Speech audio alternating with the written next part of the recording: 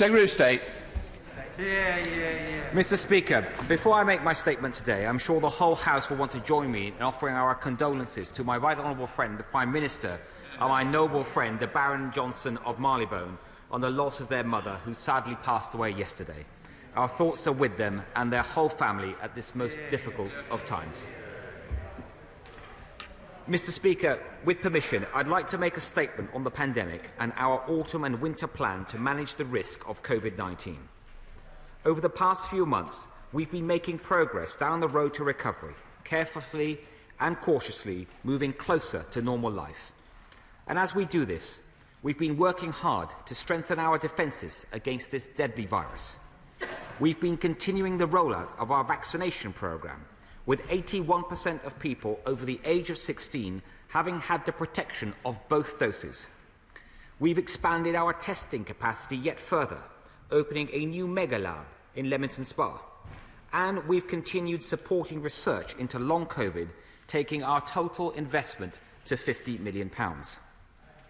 Thanks to this determined effort, we've made some major steps forward. The link between cases, hospitalisations and deaths has weakened significantly since the start of the pandemic, and deaths from COVID-19 have been mercifully low compared to previous waves. But we must be vigilant, as autumn and winter are favourable conditions for COVID-19 and other seasonal viruses. Children have returned to school. More and more people are returning to work. The changing weather means that there will be more people perhaps spending time indoors, and there's likely to be a lot of non-COVID demand on the NHS, including flu and norovirus. Today, keeping our commitment to this House, I'd like to provide an update on our review of preparedness for autumn and winter. The plan shows how we'll give this nation the best possible chance of living with COVID without the need for stringent social and economic restrictions. There are 5 pillars to this plan, Mr. Speaker. First, further strengthening our pharmaceutical defences like vaccines. The latest statistics from the ONS show that almost 99% of COVID-19 deaths in the first half of this year were people who had not received both doses of a COVID-19 vaccine. This shows the importance of our vaccination programme, and by extending this programme further, we can protect even more people. Almost 6 million people over the age of 16 remain unvaccinated in the UK. And the more people that are unvaccinated, the larger the holes in our collective defences. So we'll renew our efforts to maximise uptake amongst those that are eligible but have not yet, for whatever reason, taken up the offer. Next, we've been planning our booster doses too. Like with many other vaccines, there's evidence that the protection offered by COVID-19 vaccine reduces over time, particularly older people who are at greater risk. And so booster doses are an important way of keeping the virus under control for the long term. This morning, we published the JCVI's advice on a booster programme. They've recommended that people who were vaccinated in Phase 1, that is, priority groups 1 to 9, should be offered a booster vaccine. That this vaccine should be offered no earlier than 6 months after the completion of the primary vaccine course, and that, as far as possible, the booster programme should be deployed in the same order as Phase 1. I can confirm that I have accepted the JCVI's advice and that the NHS is preparing to offer booster doses from next week. The NHS will contact people at the right time, and nobody needs to come forward at this point. This booster programme, it will protect the most vulnerable through the winter months and strengthen our wall of defence even further.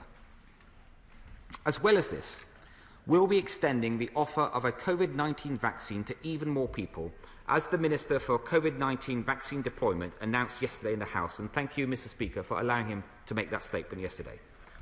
All young people aged 16 to 17 in England have already been offered a dose of a COVID-19 vaccine to give them the protection as they return to school.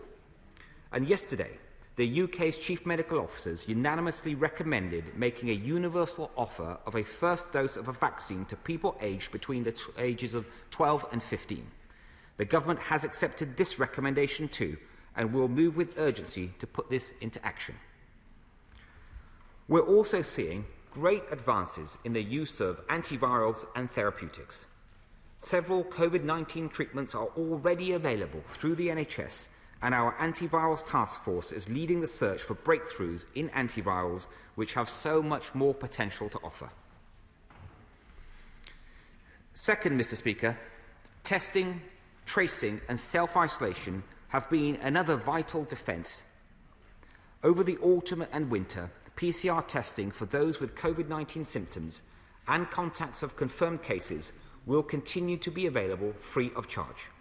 Regular asymptomatic testing, which identifies currently around a quarter of all reported cases, will also continue in the coming months, with a focus on those who are not fully vaccinated, perhaps those in education or in other higher risk settings. And contact tracing will continue through the NHS test and trace system. We don't want people to face hardship as they carry out their duty to self-isolate. So for those that are still required to self-isolate, we'll keep offering practical and financial support to people who are eligible and need assistance, and we'll review these regulations and this support by the end of March 2022. Our third pillar, Mr. Speaker, is that we're supporting the NHS and social care. Last week, I announced a £5.4 billion injection for the NHS to support the COVID-19 response over the next 6 months, including £1 billion extra to tackle the elective backlog caused by COVID-19. We've also launched a consultation on protecting vulnerable patients by making COVID-19 and flu vaccinations a condition of deployment for frontline healthcare staff and wider social care workers in England. We're already making this a condition of deployment for people in CQC-registered adult care homes. And although we are keeping an open mind and we won't be making a final decision until we fully consider the results of the consultation, I believe that it is highly likely that frontline NHS staff and those working in wider social care settings will also have to be vaccinated to protect those that are around them, and that this will be an important step in protecting those at greatest risk. Fourth, Mr. Speaker, we'll keep encouraging people to take steps to keep seasonal illnesses at bay, including flu and COVID-19. The best step that we can all take is to get vaccinations for COVID-19 and flu if we're eligible.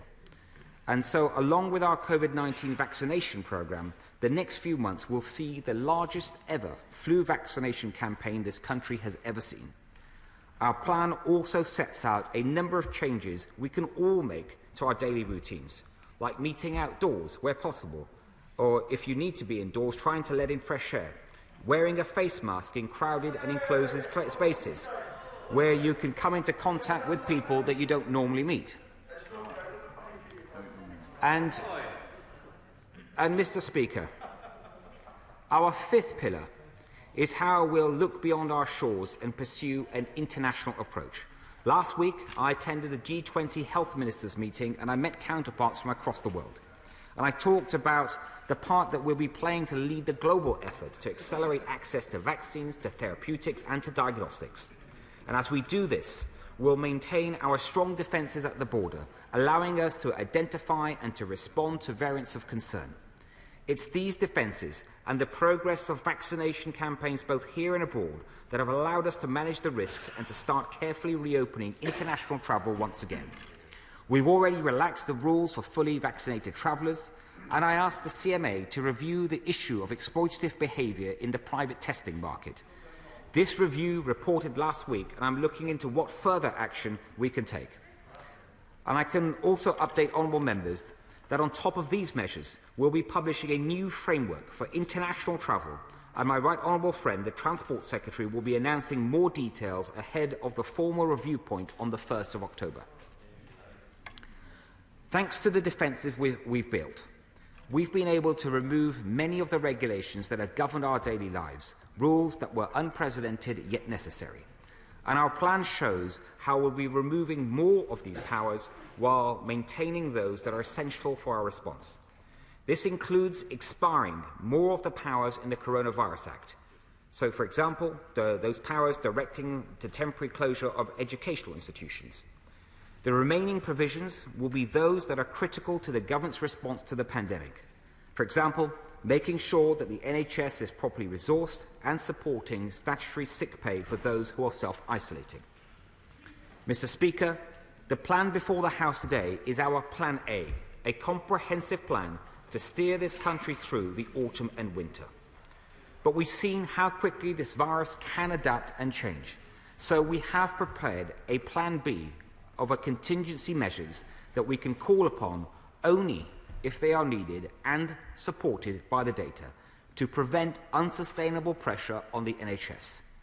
These measures would be communicating clearly and urgently to the public the need for caution, legally mandating face coverings in certain settings, and whilst we're not going ahead with mandatory vaccine-owning COVID status certification now, we'll be holding that power in reserve.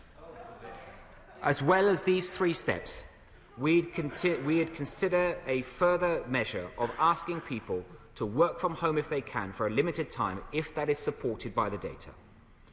Any responsible government must prepare for all eventualities, and although these measures are not an outcome that anyone wants, it's one that we need to be ready for, just in case.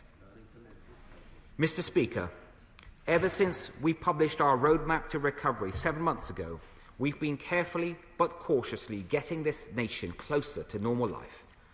Now we've come so far, we've achieved so much, we must stay vigilant as we approach this critical chapter so that we can protect the progress that we have all made together. I commend